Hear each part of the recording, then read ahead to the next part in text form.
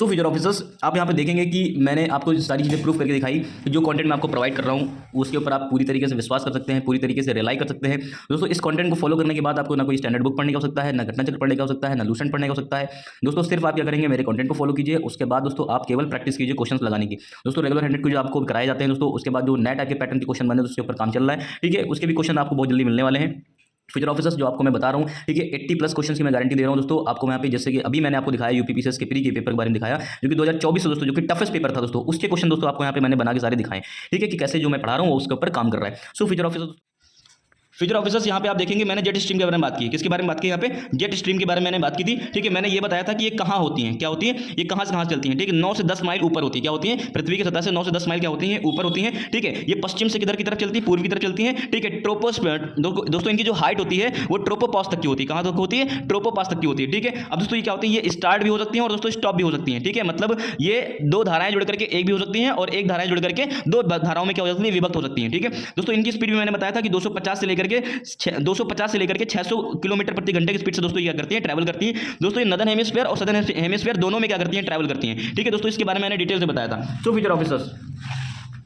Future officers अब देखें यहाँ पे पीसीएस के प्री में क्वेश्चन आ गया है, ठीक है। पीसीएस के 2024 के प्री में क्वेश्चन आया है कि दोस्तों ये क्या बताया कि दोस्तों यहाँ पे क्वेश्चन क्या कर दिया, इसको दोस्तों यहाँ पे क्वेश्चन को घुमाने के लिए क्या कर दिया, द्वितीय विश्व युद्ध से जोड़ दिया। किसको जोड़ दिया? द्वितीय विश्व युद्ध के दौरान, ठीक है, खोजी गई जेट धाराएं, ठीक है। अब आपको लगेगा दोस्तों ये हिस्ट्री से रिलेट कर रहा है उसको, ठीक है, लेकिन ये क्वेश्चन किसका है, ये ज्योग्राफी का है, ठीक है। द्वितीय विश्व युद्ध के दौरान खोजी गई जेट धाराएं, ठीक है, ऊपरी वायुमंडल में चलने वाली पूर्वी तेज धाराएं होती हैं। क्या? पहली बात देखो यहाँ पे ऊपरी वायुमंडल में दोस्तों क्या होती है, पूर्वी तेज धाराएं होती है। क्या होती है? पूर्वी तेज धाराएं होती है। तो दोस्तों मैंने आपको बताया कि नहीं बताया, ये ऊपरी वायुमंडल में चलती हैं। कहाँ चलती हैं? ऊपरी। दोस्तों आपको मैंने बताया ये पश्चिम से किधर चलती है, पूर्वी तरफ चलती है। दोस्तों यहाँ पे पूर्वी लिख दिया। फिर दोस्तों आपको मैंने फिर मेरे प्यारे साथियों को मैंने ये भी बताया था कि इनकी जो हाइट होती है, ठीक है, वो ट्रोपोपॉज में होती है। कहाँ होती है? ट्रोपोपॉज में होती है, मतलब पृथ्वी से, ठीक है, 9 से 10 माइल क्या होती है, ऊपर होती है। जो जेट स्ट्रीम होती है, क्या होती है, जो जेट स्ट्रीम होती है, ठीक है। ये भी मैंने बताया था दोस्तों। और कथन ये वाला तो भाई दोस्तों आप यहाँ पे नजर डालेंगे, यहाँ पे मैंने सब कुछ बताया, जेट स्ट्रीम के बारे में बताया था, आईटीसीजेड के बारे में बताया था, कोरियलिस फोर्स के बारे में बताया था, कोरियलिस फोर्स के ऊपर एक वीडियो और दे दी मैंने, ठीक है। विंटर मानसून के बारे में मैंने बताया था, साइक्लोन के बारे में मैंने बताया था, ठीक है। वेस्टर्न डिस्टर्बेंस जो पश्चिमी विक्षोभ होता है इसके बारे में मैंने बताया था। और दोस्तों इंडियन मानसून के बारे में मैंने बताया था कि पश्चिमी विक्षोभ का भारतीय मानसून के ऊपर क्या प्रभाव पड़ता है। ट्रॉपिकल रीजन क्या होता है, ठीक है, सब ट्रॉपिकल रीजन क्या होता है, उष्णकटिबंधीय क्षेत्रफल क्या है, उपोष्णकटिबंधीय क्षेत्रफल क्या है, यहाँ पे दोस्तों देखेंगे सब कुछ मैंने यहाँ पे बता रखा है, ठीक है। सब कुछ एक एक चीज मैंने डिस्कस की है, ठीक है। सो फ्यूचर ऑफिसर्स, आशा करता हूँ आप सभी बहुत अच्छे होंगे और आपकी तैयारी बहुत ही शानदार तरीके से चल रही है। फ्यूचर ऑफिसर्स, आपसे मैं एक बात कहना चाहता हूँ। जैसे बहुत सारे लोग होंगे सोच रहे होंगे कि मैं यूट्यूब पे कैसा कंटेंट दे रहा हूँ, ये क्या कर रहा हूँ मैं। बहुत सारे लोग इसको जज भी कर रहे होंगे और बहुत सारे लोग को लग रहा होगा कि ये एम ही है। सो उन सभी लोग को मैं बताना चाहता हूँ कि अभी मैंने जितना भी कंटेंट दिया है, ठीक है, ऑलमोस्ट मैंने मॉडर्न हिस्ट्री कंप्लीट कर दी है और ज्योग्राफी का सेक्शन स्टार्ट हो चुका है। और मेडिवल हिस्ट्री और एंशिएंट हिस्ट्री के क्वेश्चंस, मेडिवल हिस्ट्री और एंशिएंट हिस्ट्री के जो लेक्चर्स हैं 15-15, 20-20 मिनट के बराबर रेगुलर आ रहे हैं। सो फ्यूचर ऑफिसर्स, आपको मैं यहाँ पे अभी तक जितना भी पढ़ाया है, ठीक है, अभी हमारा सिलेबस कंप्लीट नहीं हुआ है, ठीक है, अप्रैल लास्ट तक के हमारा सिलेबस कंप्लीट हो जाएगा, ठीक है। तो आपको यहाँ पे मैं दिखाना चाहता हूँ आज कि जो यूपीपीसीएस का जो प्री का एग्जाम हुआ था इस बार 2024 वाला, तो मेरा पढ़ाया हुआ जो कुछ मैं डिस्कस कर रहा हूँ इन वीडियोज़ में, किस तरीके से पेपर में काम कर रहा है, किस तरीके से क्वेश्चंस की एक्यूरेसी को इंक्रीज कर रहा है, किस तरीके से मेरा जो हॉलिस्टिक तरीका है एक एक पहलुओं को कवर करने का, कॉन्सेप्ट से लेकर के फैक्ट्स तक डिस्कस कर रहा हूं यहाँ पे, तो कैसे ये काम कर रहा है आज इसका यहाँ पे मैं प्रमाण देता हूं आपको, ठीक है। देन आपको रियलाइज होगा कि जो चीज़ें मैं कर रहा हूं वो यूट्यूब पे कोई नहीं कर रहा है, ठीक है। और दोस्तों आपको यहाँ पे इसमें विश्वसनीयता बढ़ जाएगी। सो फ्यूचर ऑफिसर्स, जैसे कि मैंने ये क्वेश्चन डिस्कस किया था, ठीक है, बलबन ने अपने शासन को शक्तिशाली बनाया और सारी सत्ता अपने हाथ में केंद्रित कर ली, ठीक है। और कारण में दे रखा है उत्तर पश्चिम सीमा को मंगोल आक्रमण से सुरक्षित किया, ठीक है। दोस्तों इसके बारे में मैंने डिटेल से सारी चीजें डिस्कस की थी। सो फ्यूचर ऑफिसर्स, ये जो क्वेश्चन मैंने उठाया था, ठीक है, ये मैंने कहाँ उठाया था, आप यहाँ पे देखेंगे कि यूपीपीसीएस के 2013 का जो मेंस का पेपर होता है यूपीपीसीएस का, दोस्तों वहां पे क्वेश्चन देखो ठीक ठाक आया है, ठीक है। कथन क्या रखा है, बलबन ने अपने शासन को शक्तिशाली बनाया और सारी सत्ता अपने हाथ में केंद्रित कर ली, ठीक है। वह उत्तर पश्चिम सीमा को मंगोल आक्रमण से क्या करना चाहता था, सुरक्षित करना चाहता था, ठीक है। ये क्वेश्चन मैंने उठाया, ठीक है, और यहाँ पे डिस्कस किया हॉलिस्टिकली। जैसे कि आपको बताता हूँ मैं कि पीवाईक्यूज इंपॉर्टेंट होते हैं, लेकिन आपको सच में पीवाईक्यूज करना नहीं आता है, ठीक है। हम यहाँ पे आपको सिखा रहे हैं पीवाईक्यूज कैसे करते हैं, और पीवाईक्यूज को सॉल्व करने के क्रम में यहाँ पे हम स्पेक्ट्रम से लेकर के जितने भी स्टैंडर्ड बुक्स हैं उनको सभी को फॉलो कर रहे हैं ताकि आपको कोई भी चीज़ अलग से पढ़ने की आवश्यकता ना पड़े।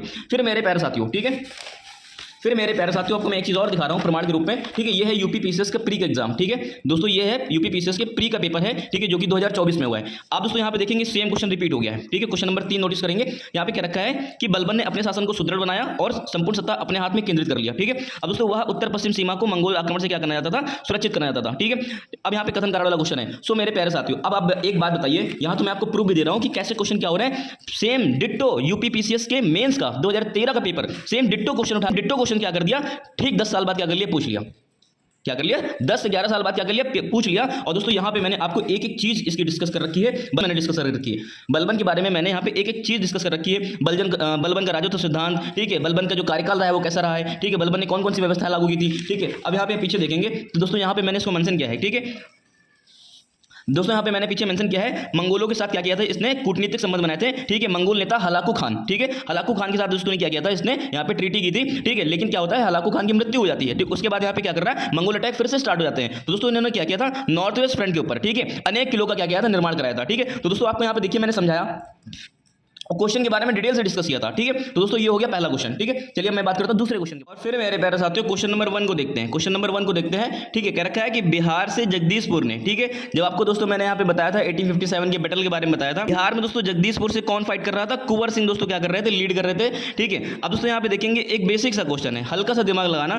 कह रखा है कि लॉर्ड डलहौजी ने, किसने, लॉर्ड डलहौजी ने रानी लक्ष्मीबाई के दत्तक पुत्र को उत्तराधिकारी होने की क्या कर दी, मान्यता प्रदान कर दी। दोस्तों आपको पता होगा कि जब लॉर्ड डलहौजी ने डॉक्ट्रिन ऑफ लैप्स लगाया था, डॉक्ट्रिन ऑफ लैप्स, ठीक है, राज्य की जो हड़प नीति लेकर के आए थे, इसमें यहाँ पे क्या बताया था उन्होंने कि कोई भी सक्सेसर नहीं होगा, क्या, कोई भी सक्सेसर नहीं होगा। तो बेसिक अंडरस्टैंडिंग, हल्के से कॉमन सेंस से दोस्तों ये क्वेश्चन ठीक हो सकता था, जैसे कि आपने यहाँ पे देखा, ठीक है। अब दोस्तों यहाँ पे ऑप्शन नंबर 1 के रखा है कि बिहार में जगदीशपुर के जमींदार कुंवर सिंह ने क्या किया था, अंग्रेजों के विरुद्ध का नेतृत्व किया था। दोस्तों ये मैंने आपको पूरी चार्ट बताया था कि कौन कहां से, लखनऊ से कौन लीड कर रहा था, ठीक है। आपको मैंने कई बार बता रखा है ये टॉपिक, ठीक है। लखनऊ से कौन लीड कर रहा था, कानपुर से किसने लीड किया हुआ था, ठीक है। तो दोस्तों आप यहाँ पे देख पा रहे हैं कि पहला ऑप्शन कितनी आसानी से बन सकता था, ठीक है। डॉक्ट्रिन ऑफ लैप्स के बारे में मैंने लाइव सेशन में कितना डिस्कस किया है, ठीक है, कहाँ कहाँ पे लगाया गया, ठीक है।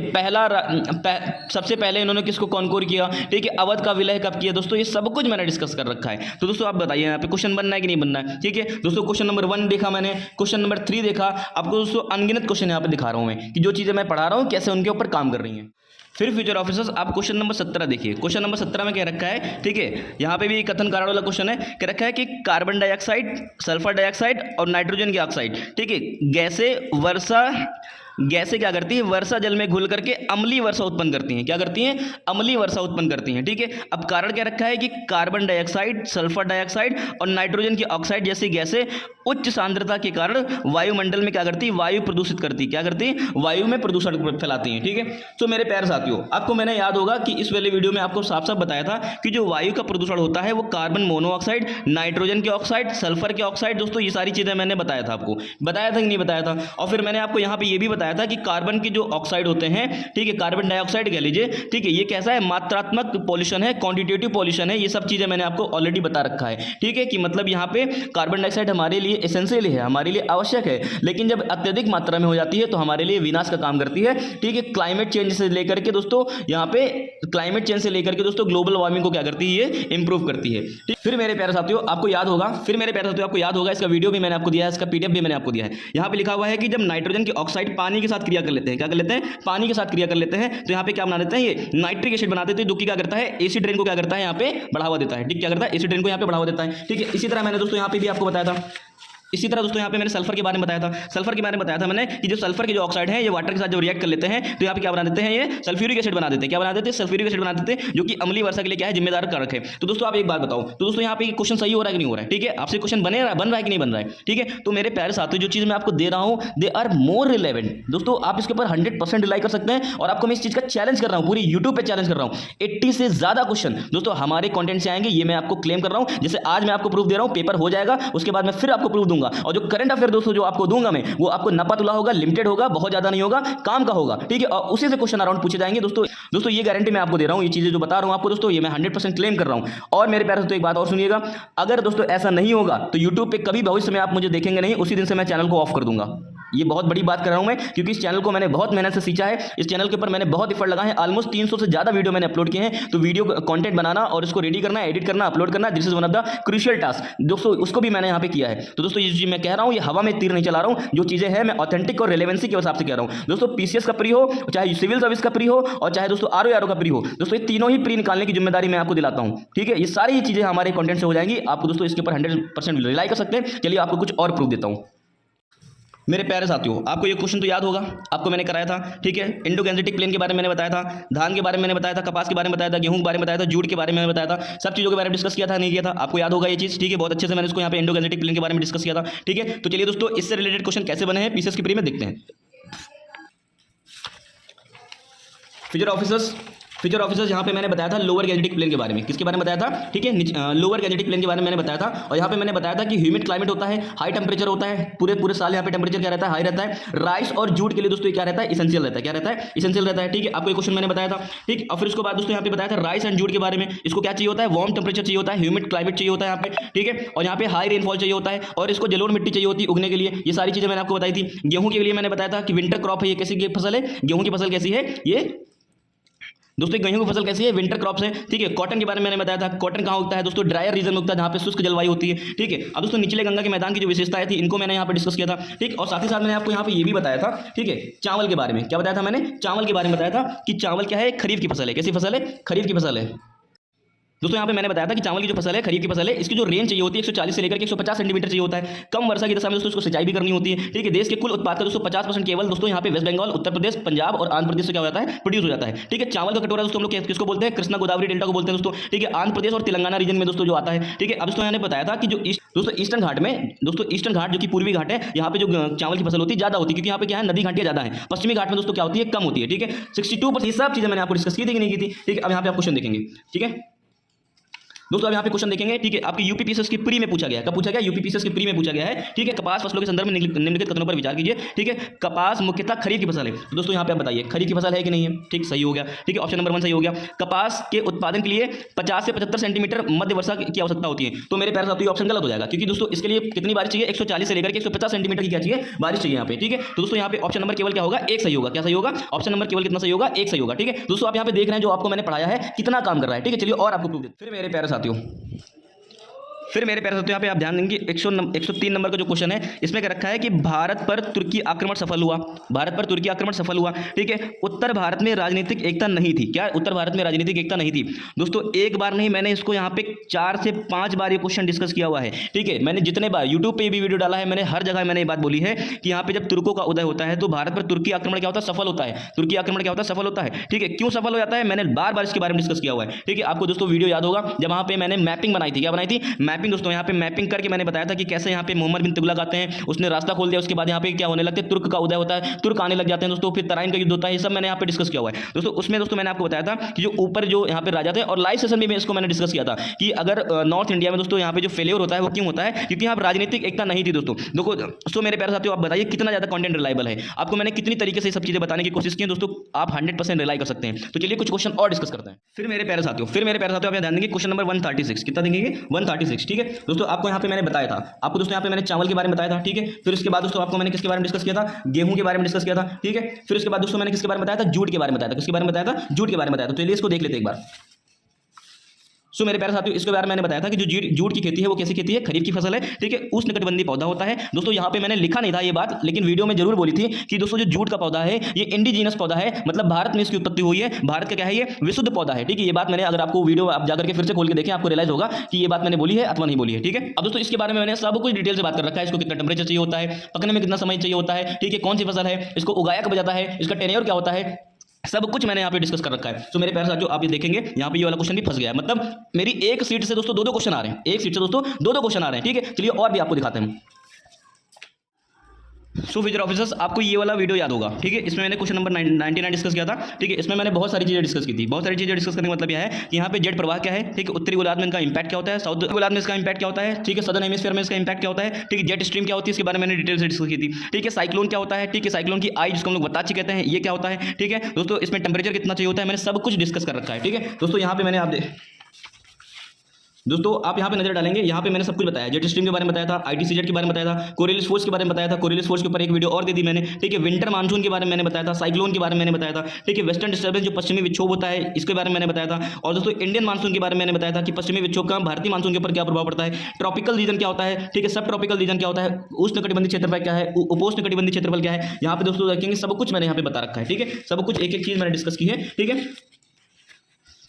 फ्यूचर ऑफिसर्स यहाँ पे आप देखेंगे मैंने जेट स्ट्रीम के बारे में बात की, किसके बारे में बात की, यहाँ पे जेट स्ट्रीम के बारे में मैंने बात की थी, ठीक है। मैंने ये बताया था कि ये कहाँ होती हैं, क्या होती है, ये कहाँ से कहाँ चलती हैं, ठीक है। 9 से 10 माइल ऊपर होती है, क्या होती है, पृथ्वी की सतह से 9 से 10 माइल क्या होती हैं, ऊपर होती हैं, ठीक है। ये पश्चिम से किधर की तरफ चलती है, पूर्व की तरफ चलती है, ठीक है। दोस्तों इनकी जो हाइट होती है वो ट्रोपोपास तक की होती है, कहाँ तक होती है, ट्रोपोपास तक की होती है, ठीक है। अब दोस्तों ये क्या होती है, ये स्टार्ट भी हो सकती है और दोस्तों स्टॉप भी हो सकती है, ठीक है। मतलब ये दो धाराएं जुड़ करके एक भी हो सकती हैं और एक धाराएं जुड़ करके दो धाराओं में क्या हो सकती है, विभक्त हो सकती हैं, ठीक है। दोस्तों इनकी स्पीड भी मैंने बताया था कि 250 से लेकर के 600 किलोमीटर प्रति घंटे की स्पीड से दोस्तों ये क्या करती हैं, ट्रैवल करती हैं। दोस्तों ये नदर्न हेमिस्फीयर और सदर्न हेमिस्फीयर दोनों में क्या करती हैं, ट्रैवल करती हैं, ठीक है। दोस्तों इसके बारे में मैंने डिटेल से बताया था। सो फ्यूचर ऑफिसर्स अब देखें यहाँ पे पीसीएस के प्री में क्वेश्चन आ गया है, ठीक है। पीसीएस के 2024 के प्री में क्वेश्चन आया है कि दोस्तों ये क्या बताया कि दोस्तों इसके बारे में दोस्तों यहाँ पे क्वेश्चन क्या कर दिया, इसको दोस्तों यहाँ पे क्वेश्चन को घुमाने के लिए क्या कर दिया, द्वितीय विश्व युद्ध से जोड़ दिया, किसको जोड़ दिया, द्वितीय विश्व युद्ध के दौरान, ठीक है, खोजी गई जेट धाराएं, ठीक है। अब आपको लगेगा दोस्तों ये हिस्ट्री से रिलेट कर रहा है उसको, ठीक है, लेकिन ये क्वेश्चन किसका है, ये ज्योग्राफी का है, ठीक है। द्वितीय विश्व युद्ध के दौरान खोजी गई जेट धाराएं, ठीक है, ऊपरी वायुमंडल में चलने वाली पूर्वी तेज धाराएं होती हैं। क्या पहली बात देखो यहाँ पे ऊपरी वायुमंडल में दोस्तों क्या होती है, पूर्वी तेज धाराएं होती है, क्या होती है, पूर्वी तेज धाराएं होती है। तो दोस्तों मैंने आपको बताया कि नहीं बताया, ये ऊपरी वायुमंडल में चलती हैं, कहाँ चलती हैं, ऊपरी। दोस्तों आपको मैंने बताया ये पश्चिम से किधर चलती है, पूर्वी तरफ चलती है, दोस्तों यहाँ पे पूर्वी लिख दिया। फिर दोस्तों आपको मैंने ये बताया था, मेरे प्यारे साथियों को मैंने ये भी बताया था कि इनकी जो हाइट होती है, ठीक है, वो ट्रोपोपॉज में होती है, कहाँ होती है, ट्रोपोपॉज में होती है, मतलब पृथ्वी से, ठीक है, 9 से 10 माइल क्या होती है, ऊपर होती है, जो जेट स्ट्रीम होती है, क्या होती है, जो जेट स्ट्रीम होती है, ठीक है। ये भी मैंने बताया था दोस्तों। और कथन ये वाला तो भाई होती है 300 से लेकर के 500 किलोमीटर प्रति घंटा होती है। तो मेरा हर बुक में कहीं ना कहीं कुछ कमी और ऊपर नीचे होता है, तो 600 किलोमीटर प्रति घंटा की स्पीड से यहाँ पे दोस्तों मैंने लिख रखा, सही है कि नहीं है, कथन और कारण दोनों ही सही है, क्या है, कथन और कारण दोनों ही सही है।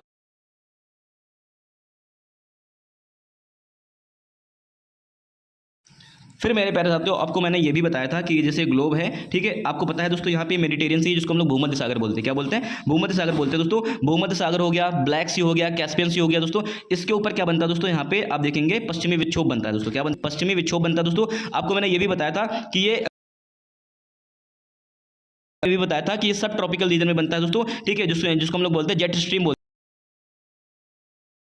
पूर्वी तरफ चलती है दोस्तों। आपको मैंने ये बताया था कि नहीं बताया था। और दोस्तों आपको मैंने ये भी बताया था कि ये जो मानसून बनता है जो मेडिटेरियन सी में बनता है, ठीक है, जिसको हम लोग पश्चिमी विक्षोभ कहते हैं, ठीक है, क्या बोलते हैं, वेस्टर्न डिस्टर्बेंस कहते हैं दोस्तों। ये क्या करता है, विंटर में बारिश करता है, क्या करता है, इंडिया में विंटर में बारिश करता है। इसको विंटर मानसून के नाम से भी यहाँ पे जानते हैं। ये सब चीजें मैंने आपको पढ़ाया कि नहीं पढ़ाया, ठीक है। तो चलिए दोस्तों आपको यहाँ पे दिखाते हैं क्वेश्चन कैसे बना है, ठीक है।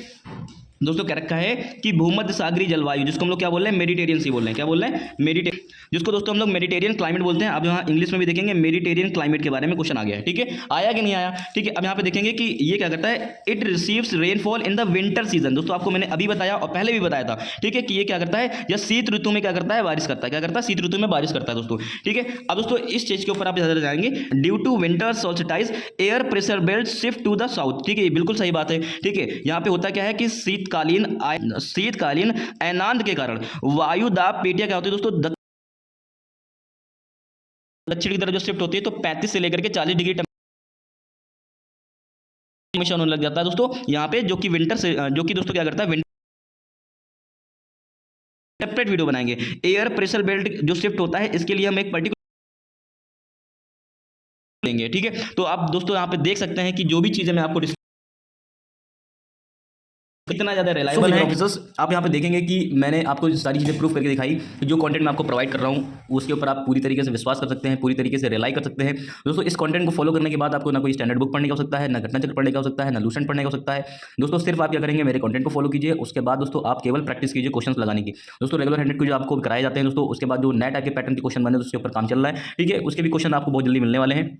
फ्यूचर ऑफिसर्स जो आपको मैं बता रहा हूँ, ठीक है, 80+ क्वेश्चन की मैं गारंटी दे रहा हूँ दोस्तों आपको यहाँ पे। जैसे कि अभी मैंने आपको दिखाया यूपीपीसीएस के प्री के पेपर के बारे में दिखाया, जो कि 2024 से दोस्तों, जो कि टफेस्ट पेपर था दोस्तों, उसके क्वेश्चन दोस्तों आपको यहाँ पे मैंने बना के सारे दिखाए, ठीक है, कि कैसे जो मैं पढ़ा रहा हूँ उसके ऊपर काम कर रहा है। सो फ्यूचर ऑफिसर दोस्तों, फ्यूचर ऑफिसर्स आप यहाँ पे नोटिस करेंगे कि हमारे पास हर एक टॉपिक के बारे में, ठीक है, हर एक टॉपिक के बारे में, जैसे यहाँ पे देखेंगे कि ये ज्योग्राफी का सेक्शन हो गया, ठीक है, यहाँ पे दोस्तों ये आप देखेंगे कि ये हिस्ट्री का सेक्शन हो गया, ठीक है, ये दोस्तों ये मॉडर्न हिस्ट्री का सेक्शन है, ठीक है, ये यहाँ पे आपका एंशिएंट हिस्ट्री का टॉपिक है, ठीक है दोस्तों, ये भी एंशिएंट हिस्ट्री का टॉपिक है दोस्तों, ये भी एंशिएंट हिस्ट्री का टॉपिक है, ठीक है दोस्तों, ये क्या हो गया आपका पॉल्यूशन से रिलेटेड हो गया, एनवायरमेंट का टॉपिक हो गया, ठीक है, इस तरह से दोस्तों ये एंशिएंट हिस्ट्री का टॉपिक हो गया, ठीक है। आप यहाँ पे देखेंगे क्वीन विक्टोरिया के बारे में, 1905 के सेशन के बारे में दोस्तों, ठीक है, ये सारे टॉपिक्स हो गए, ठीक है। आप यहाँ पे देखेंगे मुस्लिम लीग से रिलेटेड जितना भी चीज़ें मैंने यहाँ पे डिस्कस कर रखा है, ठीक है। आपको यहाँ पे दोस्तों, यहाँ पे आपको दिखेगा पॉलिटिकल क्वेश्चन दिखेगा, ठीक है। यहाँ पे मैंने फेडरल सिस्टम से लेकर के दोस्तों यहाँ पे कॉन्स्टिट्यूशन अमेंडमेंट तक सब कुछ डिस्कस कर रखा है, ठीक है। ये भी सारी चीज़ें मैंने बता रखी है। डीपीएसपी के ऊपर मैंने प्रॉपर क्वेश्चन दे रखे हैं, ये जो टफ क्वेश्चन आ रहे हैं दोस्तों, इस टाइप के जो बड़े बड़े क्वेश्चन आ रहे हैं इनको कैसे सॉल्व करेंगे सब बता रखा आपको मैंने, ठीक है। अब दोस्तों यहाँ पे देखेंगे, आप दोस्तों यहाँ पे देखेंगे ये भी सारी चीज़ें मैंने डिस्कस कर रखी है, ठीक है। एग्रीकल्चर रिलेटेड यहाँ पे टॉपिक आपको दे रखे हैं, ठीक है दोस्तों। यहाँ पे आपको ये देखिए, ठीक है, ये सारी चीज़ें मैंने आपको डिस्कस कर रखी है,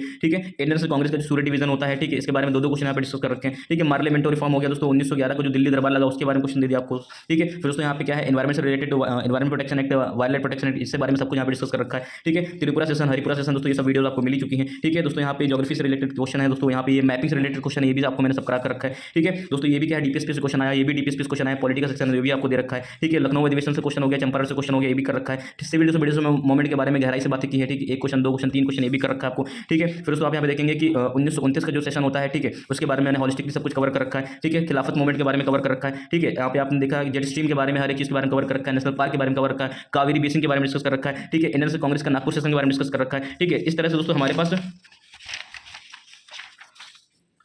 दोस्तों गवर्नमेंट ऑफ इंडिया के 1919 के बारे में डिस्कस कर रखा है, ठीक है। खेड़ा सत्याग्रह के बारे में डिस्कस कर रखा है दोस्तों। हमारे पास हर एक टॉपिक के ऑलमोस्ट दोस्तों 200 से 250 वीडियोस दूंगा दोस्तों। इसी के बाद आप दोस्तों, इसी के अंदर आपका काम हो जाएगा दोस्तों। इस चीज़ की मैं आपको गारंटी कर रखा हूँ, ठीक है। इसी में दोस्तों आपका काम हो जाएगा, ठीक है। इसके अलावा कोई भी कंटेंट आपको फॉलो करने की जरूरत नहीं। मोटी मोटी स्पेक्ट्रम, महेश कुमार वर्मा, लक्ष्मीकांत, ये सब हटा दीजिए आप, ठीक है। सिर्फ इसको फॉलो करिए, ठीक है। पूरी तरीके से आप विश्वास करिए दोस्तों। हम आपको गारंटी देते हैं कि जो करंट अफेयर से लेकर के दोस्तों ये जीएस का सेक्शन है, सब कुछ हम यहाँ से करके देंगे दोस्तों। 80+ क्वेश्चन आपको बना के देंगे, ये हमारी जिम्मेदारी है, ठीक है। पेपर देके आइएगा, ठीक है। आप खुद बताएंगे, रियलाइज करेंगे कि जो चीज़ें मैं कर रहा हूँ, ठीक है, कितना ज़्यादा ऑथेंटिक है, जेन्युइन है। और ये जो कंटेंट आपको दे रहा हूँ, ये केवल दोस्तों आप आरओ के लिए नहीं, यूपीपीसीएस प्री के लिए भी और यूपीएससी सिविल सर्विसेज जो आईएएस का एग्जाम होता है उसके लिए भी आप लागू कर सकते हैं, ठीक है। जीएस सेक्शन से रिलेटेड हर एक पेपर में दोस्तों ये काम करेगा, ये हमारी गारंटी है, ठीक है दोस्तों। आई होप आपको ये सारी चीज़ समझ आई होंगी। तो दोस्तों जिसको भी ज्वाइन करना है आराम से ज्वाइन कर सकता है दोस्तों, ठीक है। 1 महीने के अंतर्गत दोस्तों 500 लोगों ने करीबन इसको क्या कर लिया, ज्वाइन कर लिया है, ठीक है दोस्तों। ये आपको बहुत ज़्यादा हेल्प करेगा। This is more beneficial for your upcoming examination RO दोस्तों, कम टाइम में, ठीक है। चाहे आप पढ़ रखे हो चाहे नहीं पढ़ रखे हो, ठीक है। आपकी तैयारी कमजोर है, अच्छी है, कम अच्छी है, ठीक है, रुक जा रहा है प्रीलिम, सबका इलाज है दोस्तों। जो हाउस वाइफ हो गई, वर्किंग क्लास हो गई दोस्तों, सब लोग इसको फॉलो कर सकते हैं दोस्तों,